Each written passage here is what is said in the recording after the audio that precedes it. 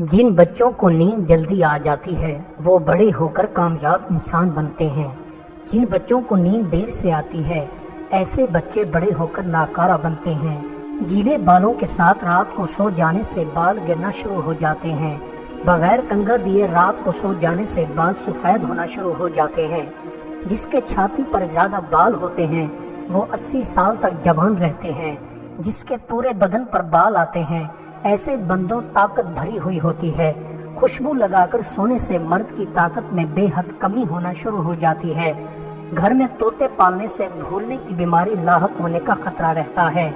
گھر میں بلیاں پالنے سے گھر میں رزق بڑھنے کا سبب بنتا ہے۔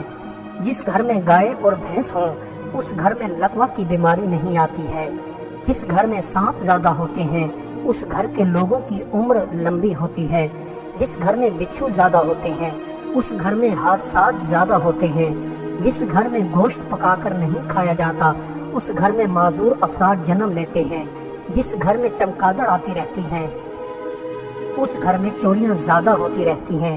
جو بچے روتے زیادہ ہیں ایسے بچے بلا کے ذہین اور عقل مند و سمجھدار بنتے ہیں۔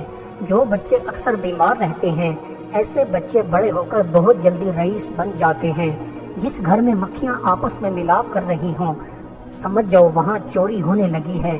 جس گھر میں پرندے ملاپ کر رہے ہوں اس گھر میں رزق کی بارش ہونے کی خوشخبری ہے۔ تیز بارش میں نہانے سے بدن میں 3 مردوں جتنی طاقت آنا شروع ہو جاتی ہے۔ گھر سے نکلتے وقت پاؤں کی ٹھوکر لگ جائے تو سمجھ جاؤ بہت جلد تمہیں دھوکہ ملنے والا ہے۔ جس گھر میں حاملہ بکری بچے دے دے اس گھر میں 3 سال تک رزق کم نہیں ہوتا ہے۔ جس گھر میں حاملہ بلی بچے جنم دے دے تو سمجھ جاؤ اس گھر میں 6 سال تک رزق کم نہیں ہوگا۔ اگر تیز تیز چلنے کے عادی ہیں تو یاد رکھیے آپ زندگی میں جلدی رئیس بن جائیں گے۔